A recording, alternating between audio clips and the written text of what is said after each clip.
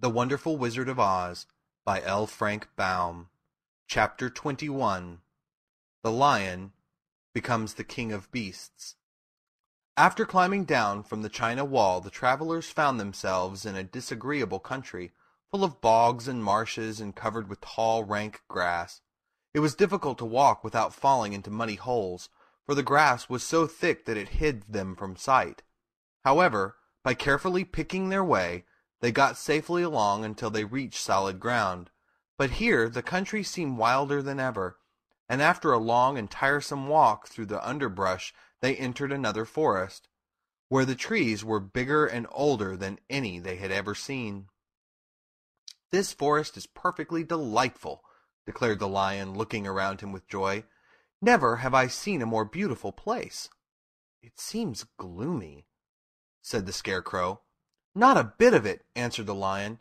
"I should like to live here all my life. See how soft the dried leaves are under your feet, and how rich and green the moss is that clings to these old trees. Surely no wild beast could wish a pleasanter home." "Perhaps there are wild beasts in the forest now," said Dorothy. "I suppose there are," returned the lion, "but I do not see any of them about." They walked through the forest until it became too dark to go any farther. Dorothy and Toto and the lion lay down to sleep, while the woodman and the Scarecrow kept watch over them as usual. When morning came they started again. Before they had gone far they heard a low rumble, as of the growling of many wild animals. Toto whimpered a little, but none of the others was frightened, and they kept along the well-trodden path until they came to an opening in the wood, in which there were gathered hundreds of beasts of every variety. There were tigers and elephants and bears and wolves and foxes and all the others in the natural history, and for a moment Dorothy was afraid. But the lion explained that the animals were holding a meeting, and he judged by their snarling and growling that they were in great trouble. As he spoke, several of the beasts caught sight of him, and at once the great assemblage hushed as if by magic. The biggest of the tigers came up to the lion and bowed, saying, "Welcome, O King of Beasts. You have come in good time to fight our enemy and bring peace to all the animals of the forest once more." "What is your trouble?" asked the lion quietly.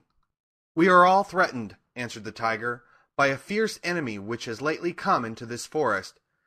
It is a most tremendous monster, like a great spider, with a body as big as an elephant and legs as long as a tree trunk.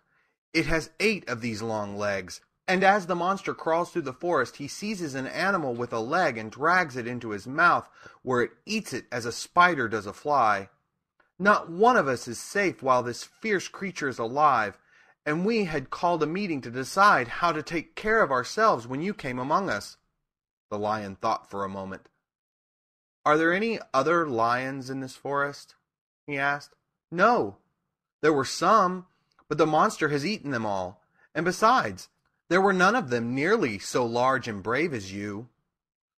"If I put an end to your enemy, will you bow down to me and obey me as king of the forest?" inquired the lion. "We will do that gladly," returned the tiger, and all the other beasts roared with a mighty roar. "We will!" "Where is this great spider of yours now?" asked the lion. "Yonder, among the oak trees," said the tiger, pointing with his forefoot. "Take good care of these friends of mine," said the lion, "and I will go at once to fight the monster." He bade his comrades goodbye and marched proudly away to do battle with the enemy. The great spider was lying asleep when the lion found him, and it looked so ugly that its foe turned up his nose in disgust. Its legs were quite as long as the tiger had said, and its body covered with coarse black hair. It had a great mouth with a row of sharp teeth a foot long, but its head was joined to the pudgy body by a neck as slender as a wasp's waist. This gave the lion a hint of the best way to attack the creature, and as he knew it was easier to fight it asleep than awake, he gave a great spring and landed directly upon the monster's back. Then, with one blow of his heavy paw, all armed with sharp claws, he knocked the spider's head from its body. Jumping down, he watched it until the long legs stopped wiggling, when he knew that it was quite dead. The lion went back to the opening where the beasts of the forest were waiting for him, and said proudly, You need fear your enemy no longer."